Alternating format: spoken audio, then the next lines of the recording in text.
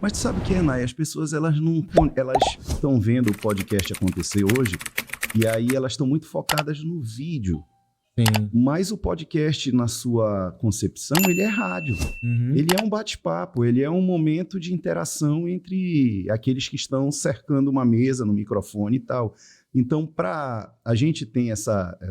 Vou te dizer por que tu tinhas o preconceito com relação à dicção. Porque o rádio, antigamente, ele vinha de um padrão de voz. Uma coisa muito quadradinha, né? Isso, existia um padrão que tinha que ser seguido do sul ao norte, entendeu? É aquele padrão do cara que tem a voz, Postada. Isso aí. E o que acontece com a jovialidade e a diversificação dos meios de comunicação? O rádio teve que se adequar.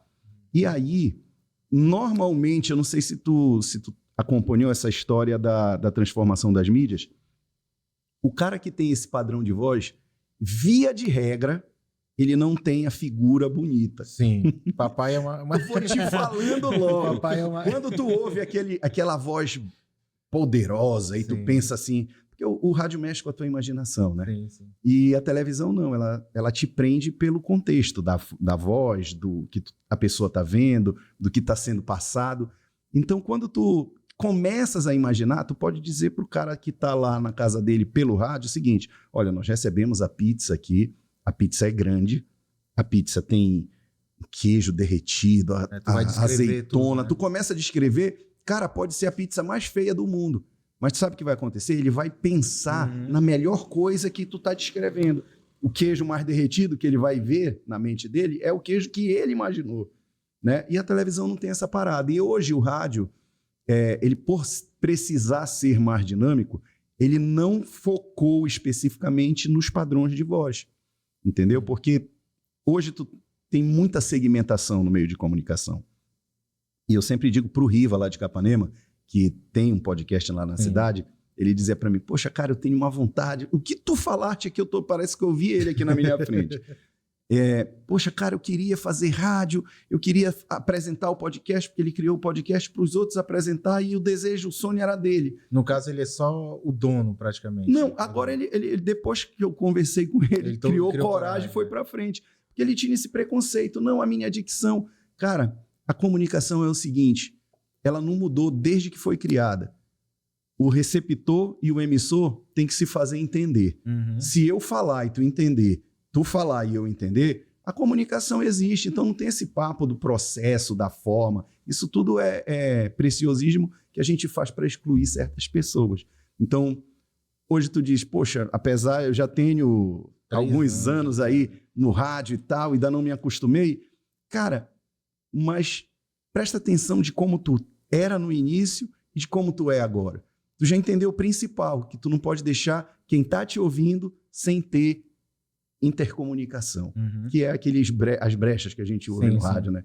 E aqui é a mesma coisa. Já pensou se cada um pega uma fatia de pizza e a gente começa a comer aqui? A galera que tá assistindo fica mordida. Então esses caras, em vez de falar, né, de contar as histórias, vão comer, vão deixar a gente esperando. Então essa é a parada. Teve acho que foi... Não sei se foi no Flow, mas foi com o Maurício Meirelles. Ele deu essa mesma explicação do fato dessa pausa, né? Então ele sugeriu o seguinte: bora ficar 1 minuto sem falar. Cara, é ensurdecedor, assim, sabe? O cara nem consegue. Não consegue, cara. 1 minuto... eu digo para as pessoas que vão lá no meu programa de TV, ele tem a duração de 1 hora. Elas chegam lá, meu Deus... Eu não sei o que eu tenho para falar em 1 hora. Eu acho que eu tenho para falar é no máximo 5 minutos. E quando eu digo para eles o seguinte: começa a fazer a linha de raciocínio mental do que tu queres dizer, para que quando tu terminar o programa, não aconteça o que sempre acontece, as pessoas dizerem: poxa, eu esqueci de dizer isso, poxa, eu esqueci de falar aquilo. Porque 1 hora é muito pouco tempo quando a gente começa a falar do que a gente gosta. Mas às vezes eles não esperam muito que a gente vá perguntar uma coisa que ele quer dizer e ele não fala, porque já chegou muita gente aqui, às vezes, de ter medo de falar. Entendi. Cara, o convidado é tu. Perfeito. Entendeu? Não precisa esperar pela gente pra gente perguntar alguma coisa. E eu digo sempre o seguinte... porque a gente costuma dizer que isso aqui não é uma sabatina, entendeu? Perfeito. Aqui é uma conversa, a gente tá batendo papo, entendeu? As perguntas a gente faz só pra direcionar ou coisa. Para iniciar a conversa, no caso. É igual quando a gente se encontra na lanchonete, na praça. Uhum. Alguém tem que puxar o papo. E depois que o primeiro puxa o papo, um vai trazendo a pergunta.